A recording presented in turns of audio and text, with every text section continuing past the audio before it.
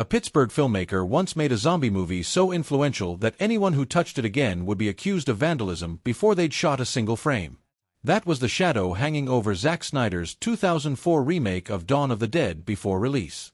What audiences eventually discovered was a film stuffed with small, deliberate touches, jokes, callbacks, and quiet craftsmanship that most viewers blew right past on a first watch. 24 of them are worth pulling out into the light. Number 1. The cold open hides a structural trick most horror films never attempt. Anna's ordinary day, the hospital shift, the drive home, the affection with her husband, isn't filler before the scares start. It's the exact runtime the film needs to make the collapse feel instantaneous.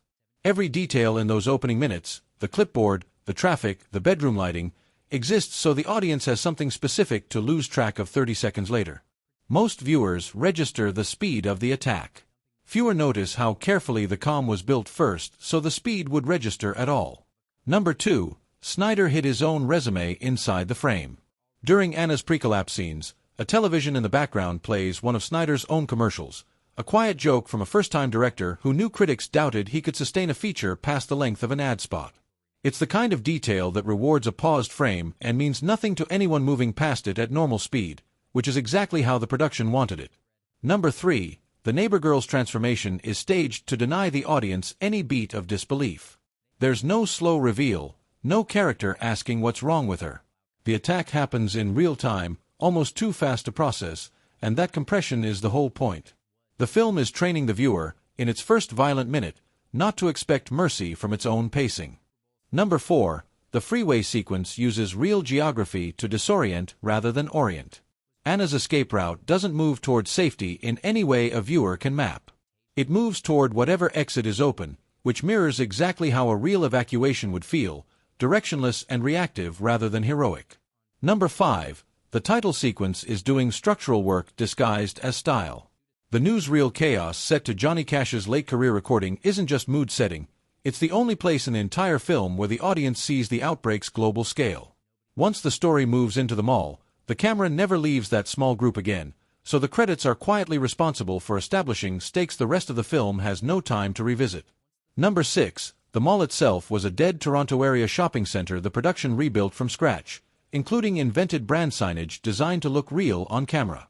Several of those fictional store names are inside jokes referencing the production's own crew, visible only to someone willing to freeze the frame and read storefronts most people treat as background noise.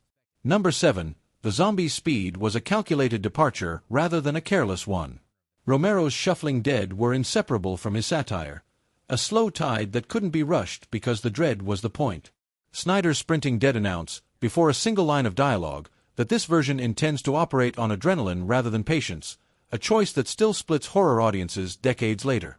Number 8. The gore is overwhelmingly practical, not digital, a fact most casual viewers never register because the effect works too well to be noticed as an effect. Foam latex, prosthetic wounds, and physical makeup carry almost all of the film's violence, with computer work reserved only for shots no practical rig could safely deliver. The texture holds up specifically because the audience is looking at something that was actually built and worn, not rendered. Number 9. 3 actors from Romero's 1978 original appear hidden inside the remake's media broadcasts. Ken Foree, who played Peter in the original, shows up as a televangelist on a background screen. Tom Savini, the original's effects artist and biker actor, appears as a sheriff giving a public address. Scott Reiniger, who played Roger, turns up as a general delivering a briefing. None of the 3 is announced. All 3 are tributes buried in plain sight for fans paying close enough attention to catch them. Number 10. Anna's characterization leans hard on her nursing background in ways the script never states outright. Sarah Polley plays her as someone whose default setting is responding to an emergency rather than panicking through one, and that calibration is built from dozens of small physical choices rather than a single defining speech. Watch her hands in the early chaos.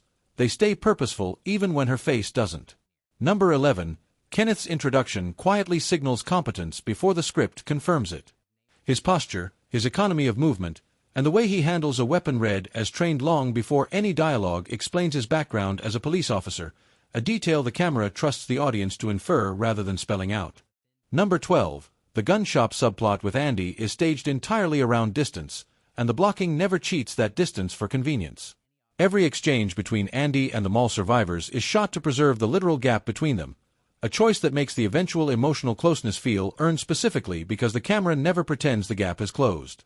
Number 13. The whiteboard messages exchanged with Andy escalate in a pattern viewers rarely track on a single watch, moving from practical requests to personal questions to something close to companionship, all without either man hearing the other's voice. The relationship is built entirely out of handwriting and patience, an unusual structural bet for a horror film to make and commit to. Number 14. The mall's retail abundance is staged to feel seductive before it feels hollow. Window displays were fully stocked, sightlines were planned, and the space was lit to feel genuinely inviting in its early scenes, because the later realization that none of it matters only lands if the comfort felt real first. Number 15. A sequence built around trained survival dogs running supply missions through the streets was developed deep into pre-production and ultimately cut, not for budget reasons alone, but because the production worried a major non-human element would tilt the film away from its human survival focus. No visual trace of the idea survives in the finished cut, but its absence shaped how tightly focused the back half of the film stays on its people. Number 16. The pregnancy storyline in the film's second half is shot with a notable absence of score during its most difficult beats, a choice easy to miss because silence rarely announces itself. The camera holds rather than cuts in those scenes, denying the audience the usual horror film release valve, and that restraint is doing as much work as anything explicit on screen. Number 17. The same song appears twice in wildly different arrangements as a deliberate tonal device. Richard Cheese's lounge cover plays inside the mall during a tense character beat, turning dread into dark comedy through sheer incongruity, while the harder original version closes the film over the credits, refusing to let the audience leave on anything resembling comfort. Few viewers consciously register that it's the same song twice. Number 18. The supposed happy ending aboard the boat heading for an island is undercut entirely within the credits themselves, told through handheld camcorder footage rather than the main narrative frame. The shift in footage format is a visual cue that something has changed registers, a detail that signals the unreliability of the ending before the content of the footage even confirms it. Number 19. The film's marketing decision to air its uncut opening 10 minutes on cable television before release was itself a kind of hidden detail in plain sight, a structural bet that the strongest trailer the studio could offer was simply the film's own opening, gore and all, with nothing held back for the theatrical reveal. Number 20. Small background staging choices throughout the mall sequences echo specific compositions from Romero's 1978 film without ever directly copying them, oblique enough that general audiences read them as new while devoted fans recognize the bow being made underneath.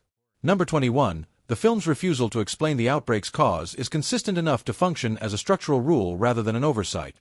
No character is ever given a convenient broadcast, a captured scientist, or a patient zero monologue, and that absence is maintained with a discipline easy to overlook precisely because nothing ever interrupts it.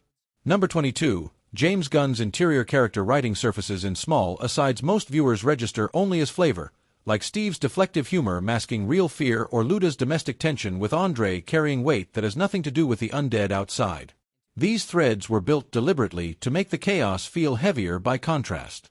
Number 23. Snyder's commercial-honed visual rhythm shows up in small transitional shots throughout, brief flourishes of slow motion or lighting control that most horror films of the era didn't bother to dress up, betraying the director's background even in scenes with no action to justify the polish. Number 24. The unrated home video release restored character beats and extended sequences that had been trimmed for theaters, including additional material around Andy that deepened a subplot many viewers only fully appreciated on a second or third pass, a quiet reminder that this film, more than most of its era, was built to reward rewatching. Taken together, these details describe a production that buried almost as much care into its margins as it spent on its sprinting, screaming centerpiece, and that's probably the most honest explanation for why the film still gets talked about decades later. If hidden details like these are the kind of thing you come back for, the like and subscribe buttons are the easiest way to keep the next breakdown landing in your feed. And before you go, which of these 24 details actually surprised you? The comments are where that conversation lives.